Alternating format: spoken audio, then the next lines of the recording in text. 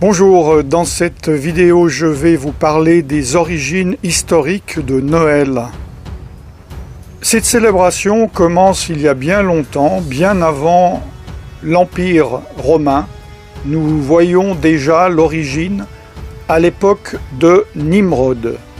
Nimrod, le constructeur de la tour de Babel, et à cette époque, le 25 décembre, c'est l'anniversaire de Tammuz, fils de Nimrod, considéré comme le premier antichrist.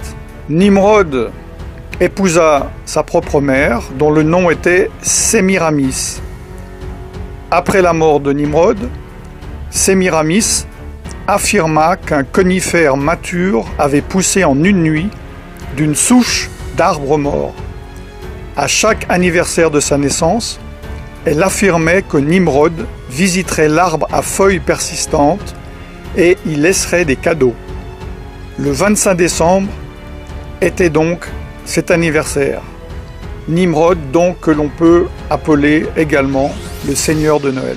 En Égypte également, c'est la célébration du culte du dieu soleil, Ré ou Ra, et d'Osiris, dieu de la fertilité. En Perse, c'est le culte du dieu soleil Mitra.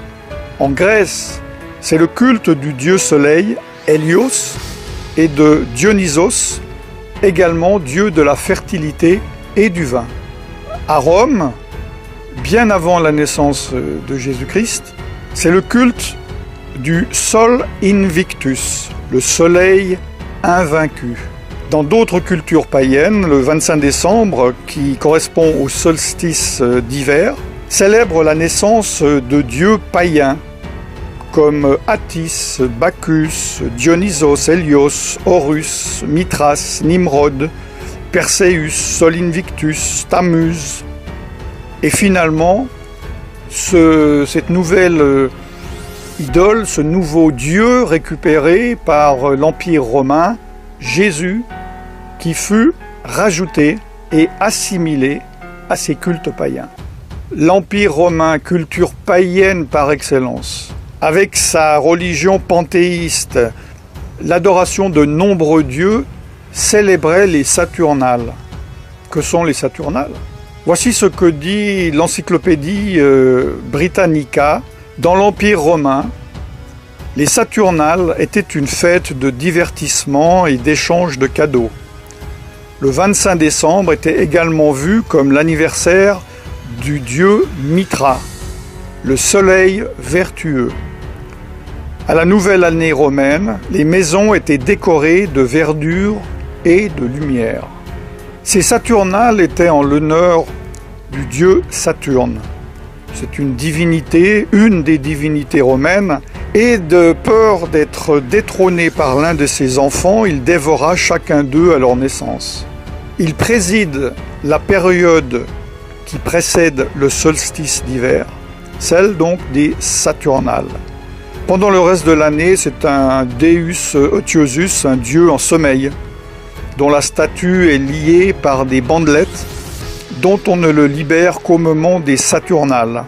Il a été assimilé par les anciens au titan grec Chronos, le dieu du temps. Saturne est un impulseur de biens, aspect que l'on retrouve dans les réjouissances et les cadeaux des Saturnales, des fêtes de divertissement et d'échange de cadeaux.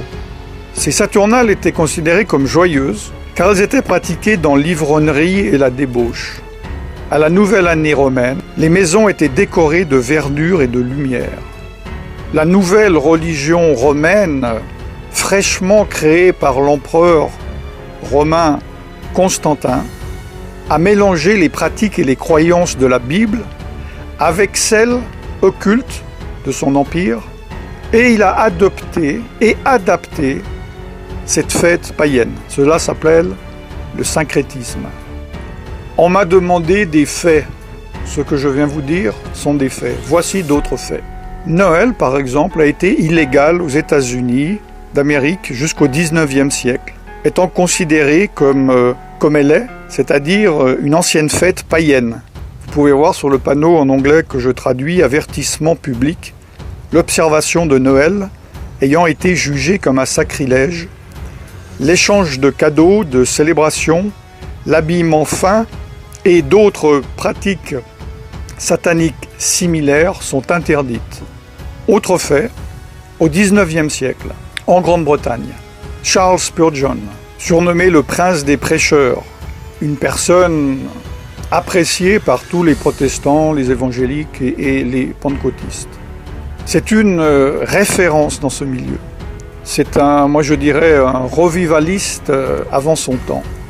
Il écrit « Ceux qui suivent la coutume de célébrer Noël ne suivent pas la Bible, mais des cérémonies païennes. » Autre fait, tous les historiens et les érudits de la Bible s'accordent à dire que Jésus n'a pas pu naître en décembre. Il faisait trop froid en hiver, pour différentes raisons que j'ai déjà données dans d'autres vidéos. Plusieurs supposent qu'il soit né au début d'automne. C'est la fin de l'année des récoltes, pendant la fête ordonnée par Dieu dans la Bible, nommée Sukkot, ou fête des tabernacles. La Bible est claire. Elle interdit la participation au culte païen, même si ceux-ci sont maquillés et décorés. Jérémie 10, 2 dit « N'apprenez point les façons de faire des païens. » Jésus lui-même a dit « Vous ignorez la loi de Dieu et observez la tradition des hommes. » Dans Marc chapitre 7, verset 8. Évidemment, un de mes versets favoris, « Mon peuple périt, faute de connaissance. » Osée chapitre 4, verset 6. Concernant certains aspects de Noël, prenons les décorations de Noël. Les décorations de Noël sont-ils dénuées de toute signification? Lesquels de ces symboles, à votre avis, sont païens? En fait, ils le sont tous.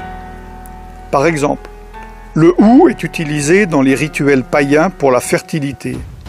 La décoration d'arbres est une tradition païenne de Babylone, puis de Rome, de l'Empire romain. Les cadeaux et les offrandes sont une tradition babylonienne. Le sapin est le symbole païen de la fertilité.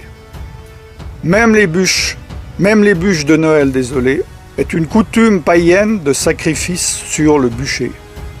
Venons-en au Père Noël, tellement aimé des petits et des grands. Le Père Noël est-il libre de toute religion?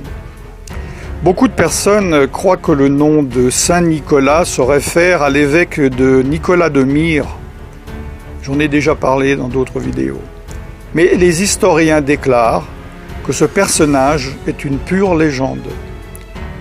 D'ailleurs, dans les années 70-70, le Concile Vatican II a formellement déclaré qu'aucun évêque de l'Église catholique romaine du nom de Nicolas n'avait jamais existé.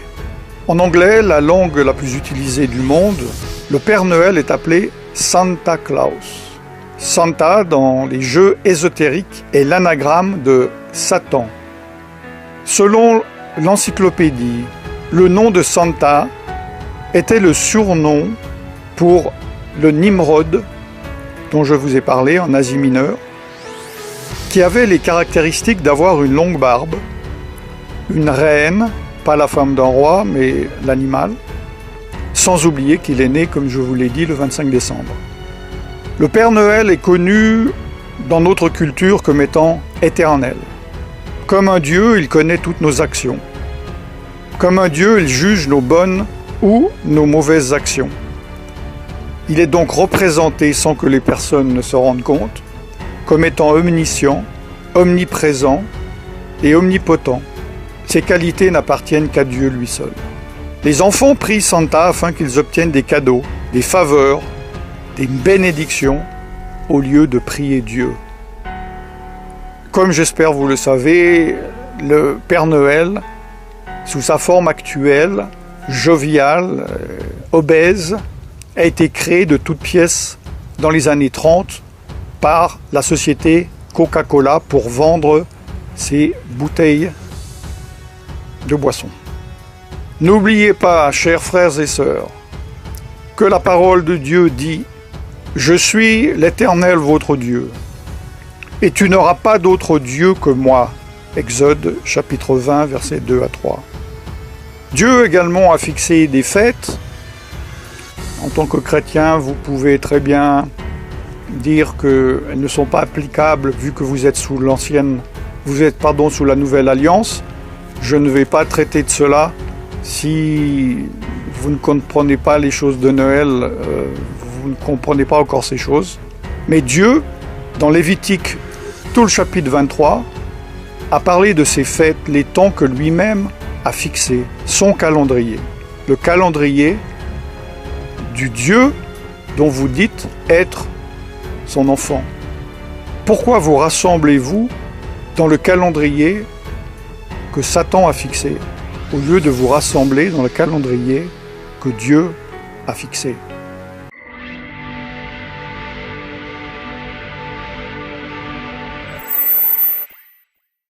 Je vous laisse méditer là-dessus. À partir de ce jour, vous ne pourrez plus dire que vous ne saviez pas. Prenez vos responsabilités, priez et faites votre choix d'obéir à Dieu, de désobéir à Dieu, d'être bouillant, d'être froid ou d'être tiède. N'oubliez pas que Jésus vomira les tièdes de sa bouche. Je ne vous souhaite donc pas un joyeux Noël. Par contre, je vous bénis dans le nom tout-puissant de Yeshua Mashiach, Jésus-Christ de Nazareth, le Fils de Dieu, et je vous dis à très bientôt. Shalom.